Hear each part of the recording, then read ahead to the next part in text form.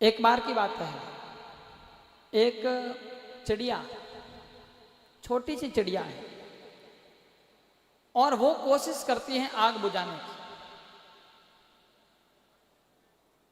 आपको सुनकर के बड़ा आश्चर्य होगा, लेकिन बात बहुत प्यारी और आपके जीवन में काम आने जैसी है। एक नया संदेश छोड़ती है। हुआ यूं कि एक बार की बात है, एक जंगल के अंदर आग लग गई। जंगल में आग लगी तो जंगल के पास में ही कोई नगर था। नगर के लोगों को डर लगा कि ये आग है और भाई जंगल में लगी है तो ये तो नगर तक भी पहुंच सकती है। तो आग बुझाने का प्रयास करने लगे महाराज। कुछ लोग टैंकर भर भर करके आग पर पानी उड़ेल रहे हैं, कुछ बाल्टियां, ड्रम, जो भी है वो अपने अपने हिसाब से सब आग पर काबू पाने का प्रयास कर रहे हैं। अग्निशमन यंत्र वो भी आ गया, आग बुझाने वाली गाड़ी, और सब प्रयास कर रहे हैं अपने अपने हिसाब से।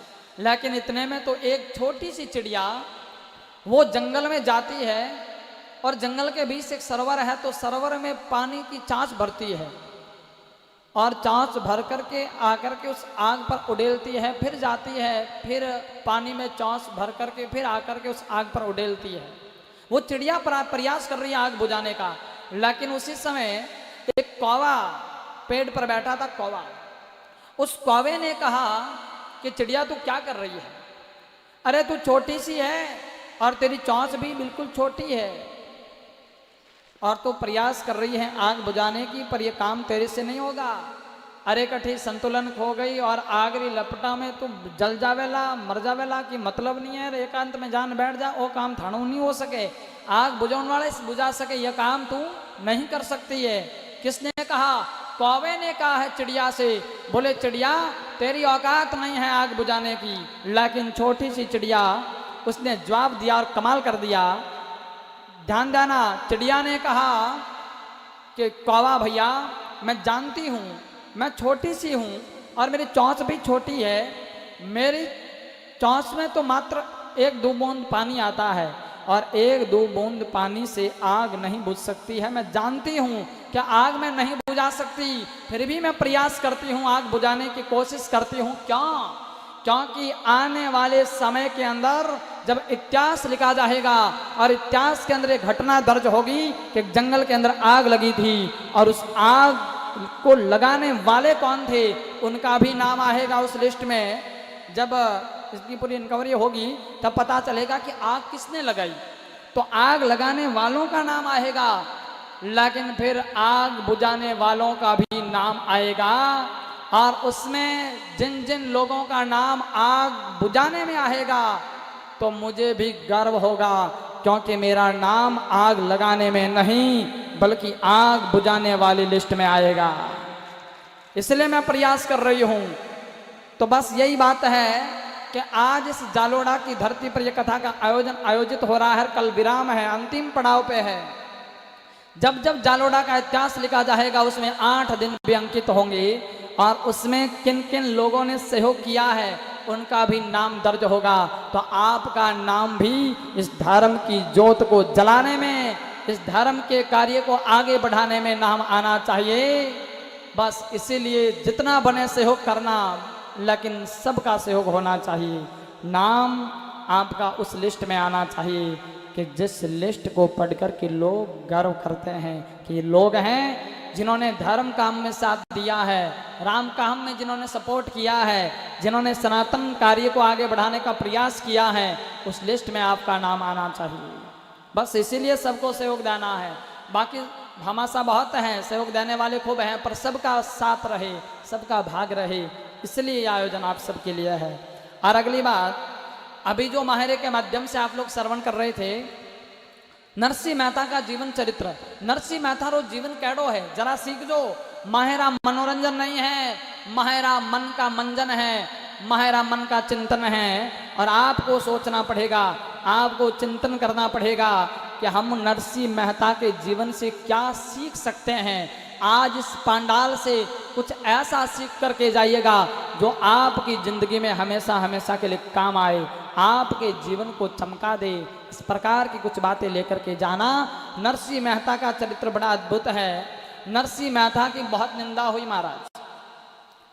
अरे क्या था उनके पास में, वो भगवान का भक्त था, लेकिन लोगों ने ताने मारे, नैनी बही के ससुराल वालों ने ताने मारे। अच्छा, नरसिंह मेहता को मारा ताना, और फिर नैनी बही को भी ताने मारे गए।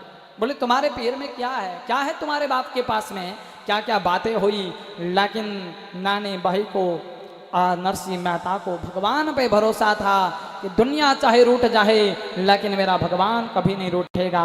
और भगवान परमात्मा ने ऐसी क्रीड़ा कर दी, ऐसी लीला की है कि साहब आज गांव गांव शहर शहर में नरसिंह मेहता के चरित्र को गाया जाता है, और बिल्कुल सम्मान की दृष्टि से नरसिंह भक्त को याद किया जाता है। मेरे कहने का मतलब यह है कि आपकी जिंदगी में भी अगर कहीं ऐसी नौबत आए, कहीं उतार चढ़ाव आए, कहीं कोई आपको मायूस और हताश और उदास करने का प्रयास करे, फिर भी घबराने की जरूरत नहीं है। अपने भगवान पे भरोसा रखना।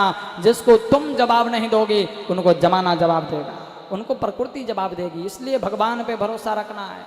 अक्सर लोग कहते हैं महाराज क्या करें, आजकल तो लोग बस बहुत निंदा करते हैं। अरे निंदा सबकी होती है साहब। भगवान राम जी जब धरती पर पधारे तो उनकी भी निंदा हुई, भगवान कृष्ण की निंदा हुई, मीराबाई की निंदा हुई, सूरदास जी की निंदा हुई, महावीर स्वामी का विरोध हुआ। कितने सारे ऐसे महापुरुष धरती पर आए, लेकिन जिनको लोगों ने उखाड़ने का प्रयास किया, उनको बर्बाद करने की कोशिश की, लेकिन साहब हुआ यही, रिजल्ट यह आया कि बर्बाद करने वाले स्वयं बर्बाद हो गए, लेकिन वो महापुरुष जग में प्रसिद्ध हो गए। इसलिए छोटी छोटी बातें जीवन में अगर आ जाए घबराने की जरूरत नहीं है। देखो सीधी सी बात है, सत्य की गाड़ी में बैठोगे ना तो कष्ट के स्टेशन आएंगे साहब। सीधी सी बात है। अगर तुम कुछ करने का प्रयास करोगे तो अंगुली उठेगी, लोग ताने मारेंगे, लोग कैसी कैसी बातें करेंगे, लेकिन तुम कुछ करोगे नहीं, तुम बस ओढ़ करके सो जाओगे तो लोग कुछ नहीं कहेंगे। तुम घर से बाहर निकलोगे, तुम समाज के लिए, तुम गांव के लिए, तुम धर्म राष्ट्र के लिए, गौमाता के लिए कुछ करने का प्रयास करोगे, तुम जब भलाई करने की कोशिश करोगे ना तो ये दुनिया अंगुली उठाएगी। इतिहास गवाह है महाराज। अच्छा आप देखिएगा, मीराबाई ने एक बहुत सुंदर बात कही। एक छोटी सी बात मीराबाई की जीवन से सीखनी है। मीराबाई का एक पद गाया जाता है अक्सर कि निंद्या करे जाने करवा दो और राम भजे जाने क्या भजवा दो। उस पद में मीरा ने कहा कि हाथी हाले मस्तानी हाली और कूतरा भूसे तो भुसवा दो। कितनी बड़ी प्यारी लाइन कही। इसमें क्या सार है? इसमें सार यह है कि मीरा ने कहा कि अपने को तो हाथी की तरह चाल चलते रहना है और कुत्ते की तरह कोई भौंकने वाले भौंकते रहेंगे, परवाह नहीं करनी है।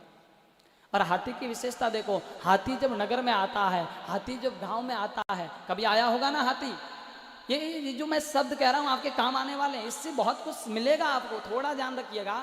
हाथी कभी गांव में आया होगा या हाथी को आपने देखा होगा, तो हाथी अक्सर चलता है वो एक ही चाल होती है, एक ही उनकी चलन होती है, ठीक है। और गांव में जब आता है तो गांव के लोग हाथ जोड़ करके खड़े होते हैं, हाथ जोड़ते हैं हाथी के सामने। क्यों जोड़ते हैं? क्योंकि हाथी गजानन जी का रूप है और हाथ जोड़ करके लोग खड़े होते हैं। पर दूसरा पहलू सुनिएगा कि हाथी के आगे जितने हाथ जोड़ करके खड़े होते हैं उससे कई गुना ज्यादा भौंकने वाले पीछे पड़े होते हैं। कुत्तों की लंबी लाइन लगती है साहब। एक तरफ तो हाथ जोड़कर स्तुति कर रहे हैं लोग, दूसरी तरफ कुत्ते भौंक रहे हैं, पूरे गांव के नगर के कुत्ते इकट्ठे हो जाते हैं, बोले भगाओ इसे, बाहर निकालो, कहाँ गए हैं? हाथी के पीछे कुत्ते लगते हैं। पर हाथी की विशेषता देखिएगा, हाथी हाथ जोड़ने वालों के पास ठहरता नहीं है और भौंकने वालों की तरफ मुड़ करके देखता नहीं है। क्योंकि हाथी को पता है कि जिनको आगे आकर के भौंकने की हिम्मत नहीं है वो पीछे भौंके, फिर उनसे क्या लड़े, उनकी तरफ क्या देखे। अगर हिम्मत है तो सामने आकर के भौंके ना, पीछे भौंक रहे उसका क्या मूल्य हो सकता है। जो आगे भौंकता है तो हाथी उसको जवाब ही देते। और दूसरी बात सुनिएगा, अगर कुत्ते हमारी भाषा समझते तो कुत्ते को हम जरूर बताते कि भैया आपको हाथी से क्या प्रॉब्लम है। हाथी का और आप कहाँ, आप अगर हाथी की तुलना आपसे क्यों कर रहे हैं और क्या प्रॉब्लम आपको, हाथी से एलर्जी क्या है? तो कुत्ते एक ही बात कहते। और क्या कहते आपको पता है? कुत्ते अगर बोलते अपनी भाषा और समझते तो कुत्ते एक ही जवाब देते कि हाथी से हमें कोई तकलीफ नहीं। अरे फिर क्यों भौंक रहे हैं? बोले भौंक इसलिए रहे हैं कि इनके आगे जो हाथ जोड़ करके खड़े हैं ना वो हमसे सहन नहीं हो रहे हैं, बस। बाकी भौंकने का कोई कारण नहीं है। इनके आगे जो हाथ जोड़ करके खड़े हैं बस वो सहन नहीं हो रहे हैं, इसलिए भौंक रहे हैं। इसलिए मैं कहता हूं हाथी की तरह चलिएगा, अरे दुनिया में स्तुति होगी, दुनिया में तुम्हारी निंदा होगी, लोग तुम्हारे बारे में क्या क्या कहेंगे, लेकिन घबराने की जरूरत नहीं है। बस इतना ध्यान रखिएगा कि दीप तो हमेशा अंधेरे में जला करता है और फूल तो हमेशा कांटों में खिला करते हैं। थक कर के मत हारना मंजिल के ए मुसाफिर, क्योंकि हीरे तो अक्सर कोयले में खिला करते हैं, हीरे तो अक्सर कोयले में मिला करते हैं। इसलिए घबराने की जरूरत नहीं है, आगे बढ़ते चलते चलना है। दुनिया, स्वामी विवेकानंद जी महाराज ने कहा कि हे मेरे भारत देश के युवाओं, तुम उठो जागो और चलते चलो, तब तक मत रुको जब तक आपको अपनी मंजिल प्राप्त ना हो जाए, जब तक आपको अपना टारगेट प्राप्त ना हो जाए, आपका लक्ष्य आपको प्राप्त ना हो जाए, तब तक रुकने की जरूरत नहीं है। बस चलते रहो, तुम चलते रहोगे, कारवा अपने आप बनता रहेगा। लेकिन तुम प्रयास तो करो। तुम अगर परिस्थितियों के सामने घुटने टेक दोगे, तुम किसी के कहने से अगर अपनी यात्रा को विराम कर दोगे, तुम कुछ नहीं कर पाओगे, तुम मंजिल तक पहुंच ही ना पाओगे। अरे साहब, मंजिल तक जाना है और जिस रास्ते से तुम जा रहे हो, तो रास्ते में भौंकने वाले प्रत्येक कुत्ते को तुम पत्थर मारोगे तो तुम मंजिल प्राप्त ही ना कर पाओगे। बस तुम्हारी यात्रा अधूरी रह जाएगी। इसलिए कोई निंदा करे, कोई ताना मारे, घबराने की कोई जरूरत नहीं। थाने में कोई कहता है कई बाया नहीं कहे कि देखो देखो भगत बढ़िया ही कथा में जावे और बीमार है, लोग कहते हैं महाराज, कई मोने भी कहे ये हो हैं, लोग है कहते हैं अक्सर लोग। लेकिन मैं कहता हूँ घबराने की जरूरत नहीं है। कुछ लोग देखो दुनिया है कहेगी साहब, लोगों का काम। देखो एक बात और बताऊँ कि जिसकी बराबरी नहीं कर सकते हैं ना, उसकी बदनामी शुरू करते हैं लोग। लोगों का काम यही है कि क्या करें, बस इनकी बदनामी करें। टांग खिंचाई बहुत चल रही है आज के समय के अंदर। लेकिन मैं कहता हूँ अगर उत्थान चाहते हो समाज का, गाँव का, राष्ट्र का, तो टांग की जगह हाथ खींचना शुरू कर दो। जिस दिन तुम हाथ खींचने लग जाओगे उस दिन सबका विकास हो जाएगा, सब आगे बढ़ेंगे। और जिस दिन तुम टांग खींचने लग जाओगे ना, टांग खींचे ही रखोगे ना, तो तुम कुछ नहीं कर पाओगे, तुम भी ना बढ़ोगे ना किसी और को बढ़ने दोगे, और आखिर में विनाश ही होगा। इसलिए हमेशा टांग की जगह हाथ खींचिएगा, किसी का सपोर्ट करिएगा, किसी के साथ दीजिएगा। देखो एक विद्वान ने बहुत सुंदर पंक्ति लिखी। उसने कहा कि रात है हरगज काली, रात ढलेला दिन उगेला। बहुत सुंदर पंक्तियां हैं। रात है हरगज काली, रात ढलेला दिन उगेला, मेहनत कर तो रही जे मानवी, मुमकिन मंजिल तक पूगेला। अरे जजबे वाली जोत जगाओ, अंधियारो ढल जासी, बुरा कहवणिया आछो कैसी, सबरा बोल बदल जासी। बुरा कहवणिया आछो कैसी, सबरा बोल बदल जासी। एक जमाना आएगा, वो एक समय आएगा जब तुम रुकोगे नहीं, तुम झुकोगे नहीं। एक समय आएगा वही लोग, उनके बोध बदल जाएंगे। अरे ध्रुव चरित्र सुना था ना, ध्रुव जी का विरोध कितना हुआ, बहुत विरोध हुआ महाराज। लेकिन ध्रुव जी ने जब भगवान को प्राप्त कर लिया तो विरोध करने वालों ने भी ध्रुव जी का समर्थन किया है, क्योंकि ध्रुव जी ने घुटने नहीं टेके, परिस्थितियों के सामने रुके नहीं, और विरोध करने वाले भी समर्थन में आ गए। इसलिए इसका मतलब यह है कि जब तुम संघर्ष करोगे तो संघर्ष में तुम अकेले होवोगे, लेकिन सफलता में ये सारी दुनिया आपके साथ होगी, सफलता में जमाना आपके साथ होगा।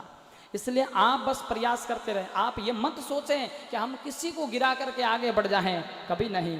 आप देखिएगा, किसी की लकीर को छोटी करके, बहुत प्यारी बात, किसी की लकीर को छोटी करके तुम अपनी लकीर बड़ी नहीं कर सकते। बस अगर तुम्हारी लकीर बड़ी करनी है तो तुम बस मेहनत करो, और जिस दिन तुम्हारी लकीर बड़ी हो जाएगी उस दिन बाकी लकीरें छोटी हो जाएगी। इसलिए किसी की लकीर को छोटी करने की जरूरत नहीं है, अपनी लकीर को बड़ी करने की जरूरत है। अपने आप को कुछ बन के दिखाना है, अपने आप को साबित करना है। बस ये भाव होगा, ये भावना जिस दिन आ जाएगी उस दिन आदमी को दुनिया में आगे बढ़ने से कोई रोक नहीं पाएगा। और जिस दिन जलन होगी, देखिएगा, छोटी सोच होगी, कुछ नहीं कर पाएगा। पैर की मोच और दिमाग की छोटी सोच आदमी को कभी आगे बढ़ने नहीं देती है, ये ध्यान रखिएगा, चाहे कोई भी हो। इसलिए सोच बड़ी रखो, विचार बड़े रखो, हैं, भावनाएं बड़ी रखो। अरे दिल बड़ा रखो यार, क्या फर्क पड़ता है। थोड़ा जरा देखिएगा, कोई बात नहीं, भाई के पास है तो भाई मेरा है, पड़ोसी के पास है तो पड़ोसी मेरा है। भगवान से कहो प्रभु इनको दिया है तो हमें भी दो। क्यों एक दूसरे को देख करके जलना है, क्यों किसी की निंदा है, क्यों किसी की बुराई है। जो निंदक होता है ना, अक्सर वही निंदा वाला होता है। जो दूसरों की निंदा करके अपने आप को अच्छा साबित करने का प्रयास करता है, वो कभी दुनिया की दृष्टि में अच्छा नहीं हो सकता है। देखो अक्सर लोग कहते हैं ना कि जो पत्नी पति की नहीं होती है वो किसी और की नहीं हो सकती, जो बेटा बाप का नहीं हो सकता है वो आपका नहीं हो सकता है, भाई भाई का नहीं हो सकता है वो पड़ोसी का कैसे हो सकता है, एक चेला गुरु का नहीं हो सकता है वो किसी और का क्या हो सकता है। सीधी सी बात है। भाई साथ में रहने वाले अगर अगर नौकर जो है वो सेठ का नहीं हो सकता है तो फिर दुनिया के क्या खाको, किसी और का नहीं हो सकता है। स्टाफ अगर हमारे साथ में स्टाफ रहते हैं, ये अगर हमारे ना हो सकते हैं तो तुम्हारे कभी नहीं हो सकते हैं, याद रखना। इसलिए हमेशा अच्छा करने का प्रयास करना, हमेशा ये रखना कि कौन क्या बोल रहा है। बोलने से आजकल पता चलता है साहब, आजकल सब पढ़े लिखे और समझदार लोग हैं। जीवन में अच्छी बातों को धारण करिएगा। मैं बहुत बार कहता हूँ, कई बार लोग हमारे बारे में कह लेते हैं, तो मैं कहता हूँ कि लहजे में बदतमीजी और चेहरे पर नकाब लिए फिरते हैं जिनका खुद का खाता खराब है वो मेरा हिसाब लिए फिरते हैं। जिनका खुद का खाता खराब है वो मेरा हिसाब लिया फिरते हैं। इसलिए मैं तो मुंह तोड़ जवाब देने वाला आदमी हूँ, मैं तो संघ का आदमी हूँ, इसलिए उसी विचारधारा का व्यक्ति हूँ। लेकिन मैं कहता हूँ जो कहना साफ कहना, सटीक कहना, पीठ पीछे बात करे उसका कोई मूल्य नहीं होता है साहब। बात करें सामने, और आपके पीठ पीछे भी कोई बात चले तो सीधी सी बात है, आप घबराइए मत, क्योंकि बात उसी की होती है जिसमें कोई बात होती है, जिसमें कोई करामात होती है, उसी की बातें होती हैं। अक्सर उसी पेड़ को सबसे ज्यादा पत्थर लगते हैं ना जिस पेड़ पर सबसे ज्यादा मीठे फल लगते हैं। बाकी बावड़िया रथ कोई भाटा को नहीं मारे। जिस पेड़ पर सबसे ज्यादा मीठे फल लगेंगे उसी पेड़ को पत्थर लगेंगे। निंदा उसी की होगी जो जिंदा होगा, मरने के बाद लोग सिर्फ तारीफें करते हैं साहब। इसलिए जीवन में अच्छा रहना, घबराना मत, जिंदगी में आगे बढ़ते चलते चलना है और किसी की निंदा नहीं करना। दूसरी बात, जीवन दिया है भगवान ने तो ऐसा काम करके जाना है जमाना तुम्हें याद रखे। हैं? अरे हर कदम ऐसे चलो कि निशान बन जाए, हर कदम ऐसे चलो कि निशान बन जाए। और जीवन जी लेते हैं सारा जमाना, पर तुम जीवन ऐसा जी जाओ कि दुनिया तुम्हें याद रखे, ये दुनिया तुम्हें याद रखे। इस प्रकार का काम करके जाना, इस प्रकार की जिंदगी जीने का प्रयास करना। छोटी सी जिंदगी में क्यों किसी से लड़ाई झगड़ा, क्यों किसी से राग द्वेष, क्यों किसी से बैर विरोध। हमेशा अच्छा जियो, मिल करके जियो और प्रेम से जियो। ये प्रेम ही सब कुछ है।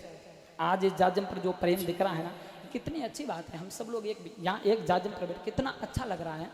आप जरा देखिएगा, ये शांति का जो माहौल है एकता में है, ये संगठन में है। इसलिए एक रहो, संगठित रहो, मिलजुल करके रहो, प्रेम से रहो, एक दूसरे का सपोर्ट, एक दूसरे का साथ दो, ताकि तुम भी आगे बढ़ोगे, दुनिया आगे बढ़ेगी, सबका भला होगा, सबका अच्छा होगा। तो इसी विचारधारा के साथ आप अपने जीवन को अच्छा बनाइएगा। युवाओं से विशेष निवेदन मेरा, जीवन में खोटी लतें उसका त्याग करिएगा। आज के समय में नशे की वृत्ति बहुत फैली है, इसलिए नशे पर रोक लगाइएगा। ये चाय पान बीड़ी गुटखा तंबाकू इसमें चर्च गांजा ये सब छोड़िएगा। क्या पड़ा है इसमें? अगर नशा ही करना है तो मैं कहता हूँ कि वो प्याली मत पियो जो शाम को पी जाती है और सुबह को उतर जाती है। उस प्याली को पीने से क्या मतलब है? अगर प्याली ऐसी पी लो कि एक बार पीने के बाद कभी उतरे नहीं। जाम पर जाम पीने से क्या फायदा, शाम को पियो सुबह को उतर जाएगी। पी ले बंदे तू राम नाम की प्याली, तेरी जिंदगी सुधर जाएगी। भगवान के नाम की प्याली पी लो, अरे धर्म का काम करने की प्याली पी लो, किसी की भलाई की प्याली पी लो, अच्छा करने का संकल्प ले लो, तुम्हारा जीवन स्वर्ग बन जाएगा। लेकिन नशे में तुम्हारी जिंदगी बर्बाद हो जाएगी, तुम कहीं के नहीं रहोगे, न तुम्हारा शरीर में वो शक्ति रहेगी, नहीं तो परिवार के रहोगे, नहीं तुम्हारी इज्जत रहेगी। इसलिए नशे से दूर रहे। तन मन और धन तीनों से हानि है। नशा नाश करता है, विकास नहीं बल्कि विनाश करता है। इसलिए नशे से दूर रहिएगा। और कई बार मैं तो बूढ़े बुजुर्गों को भी कहता हूँ, जो अफीम ये अमल वगैरह पीते हैं, इनको भी कहता हूँ कि भैया आप भी कम करो, बाबा जी थोड़ा कम करो, क्योंकि थौली गाड़ी तो पार लग गई है, ठेठ किनारे आएगी है, पर लारे थोने देखने के युवा है जो कभी नया चेला बने हैं, इन वास्ते मेहरबानी करो। मैं तो कई बार कहा करूँ, और बूढ़िया माने कहवे कि बाप जी थे मोने मत को, क्योंकि हमें हमारी जिंदगी तो पार होगी, तो मैं तो चलो ज्यादा को नहीं कहूँ, पर बूढ़ा बुजुर्गों ने तो कह सकूँ कि थे तो ही गया, पर नया चेला मत मूण जो, इतनी मेहरबानी कर दीजिए, टाबरा ने मत रोड़े जो बस। और युवाओं से निवेदन है, जिंदगी में नशा मत करना। 3 बातें हैं बस ये कह करके वाणी को विराम। पहली बात, ज्ञान ज्यादा से ज्यादा प्राप्त करें। आज के युवाओं से निवेदन, जवानों से निवेदन, ज्यादा से ज्यादा मेहनत करें, पहली बात। दूसरी बात, ज्यादा से ज्यादा ज्ञान प्राप्त करें। और तीसरी बात, ख्वाहिश से कम रखें, आकांक्षाएं इच्छाएं कम से कम रखें। लेकिन आजकल उल्टा हो रहा है। आजकल क्या है कि मेहनत है 0 और ज्ञान भी है 0 और ख्वाहिश रातों रात टाटा बिल्ला बननी चाहे है, संभव नहीं है। उसके लिए पसीना बहाना पड़ेगा।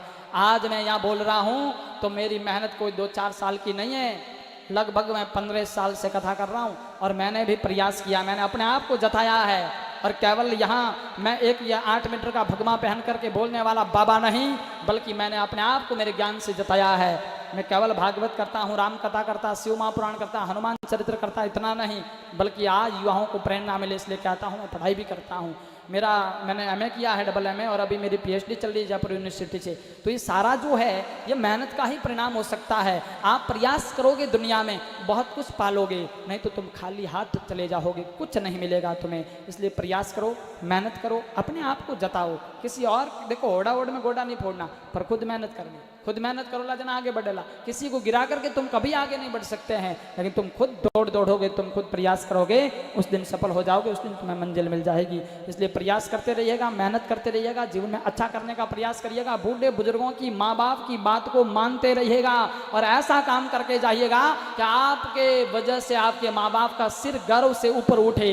इस प्रकार का काम करना, ऐसा कदम कभी मत उठाना कि जिसकी वजह से आपके माँ बाप को नीचे देखना पड़े। ऐसी हरकत कभी मत करना। हमेशा ऐसा काम करना कि आपके माँ बाप, आपके समाज के, आपके परिवार के, गांव के लोग आप पर गर्व महसूस करें। इस प्रकार का जीवन होना चाहिए, इस प्रकार की जिंदगी जीना है। और बहुत सुंदर इन कथाओं के माध्यम से आप सब लोगों ने बहुत कुछ पाया है, बहुत सुंदर प्रेरणा आप लोगों को मिली है। और कल दिन में कथा के माध्यम से भी बहुत कुछ कहना है मुझे, कहूँगा मैं, माता बहनों की भी बातें करनी है और भी समाज की बातें, गाँव की बातें, धर्म की बातें, इन सब पर चर्चा करेंगे कल। आज बस इतना ही। राम जी राम, जय श्री कृष्ण।